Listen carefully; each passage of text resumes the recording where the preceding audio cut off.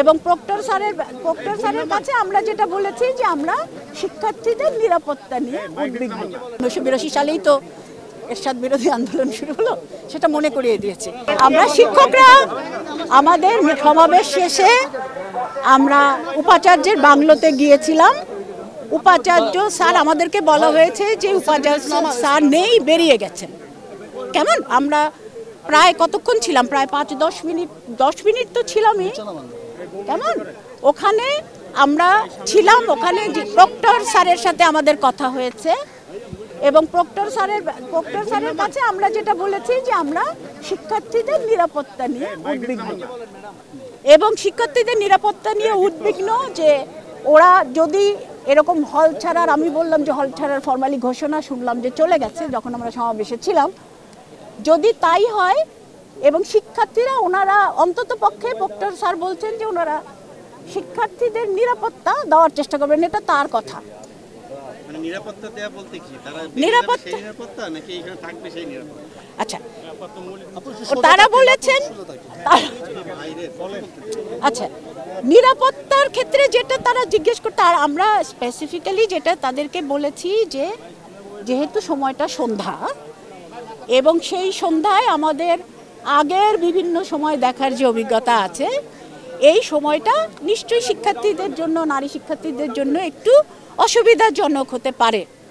আমাদের বক্তব্য ছিল, ওনারা আমাকে আমাদের জিজ্ঞেসও করেছেন যে আমাদের কোনো কিছু বলার আছে কিনা। তো ভিসি স্যার যেহেতু ছিলেন না, আমরা প্রক্টরকে জানিয়ে এসেছি যে শিক্ষার্থীদেরকে মানে জোর করা যাবে না, ওদেরকে শারীরিকভাবেও বাধ্য করা যাবে না, ওদেরকে নাকি নানাভাবে হুমকি দেওয়া হচ্ছে, বলা হচ্ছে পানি বন্ধ করে দেওয়া হবে ইত্যাদি। কারা দিচ্ছে? ওনারা তো বলছেন, ওনারা তো হয়তো দিচ্ছেন না, কিন্তু ওদেরকে কোনো রকমভাবে মানসিক চাপও তৈরি করা যাবে না। ওরা নিজ ইচ্ছায় নিজের সুবিধা মতো যেভাবে যাবে ওরা যাবে। প্রক্টর সাহেব মাথা নাড়িয়েছেন, প্রক্টর সাহেব মাথা নাড়িয়েছেন, ওনার কথা তো ওনাকে জিজ্ঞেস করতে সেটা। আচ্ছা আপনারা যেহেতু গেছেন এই কারণে আপনাদেরকে জিজ্ঞেস না, একদম এটা কি ছিল।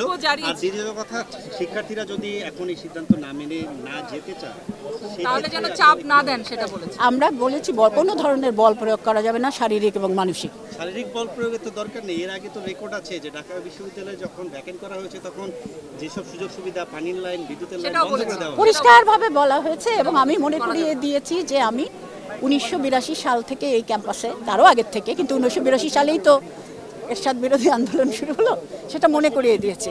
আমি শিক্ষক এবং শিক্ষক হিসেবে কি দেখেছি এবং সেখান থেকে আমার কি কি শঙ্কা তৈরি হয়েছে সেটা আমি পরিষ্কার করেই বলেছি। আমাদের অবস্থান কি থাকে যদি পানি বিদ্যুৎ বন্ধ করে দেওয়া হয় সেক্ষেত্রে আপনাদের অবস্থান কি হবে? না সেক্ষেত্রে এই মুহূর্তে আমরা তো এইটা তো আমরা এই মুহূর্তে এক্সপেক্ট করছি যে কোনো ধরনের করা হবে না। হ্যাঁ, কাজেই যদি এই মুহূর্তে তো আমরা এক্সপেক্ট করছি যে তারা প্রতিটা হলে যতজন আছেন তাদের নিরাপদ থাকার ব্যবস্থা করবেন এবং নিরাপদে চলে যাওয়ার ব্যবস্থা করবেন। আপনি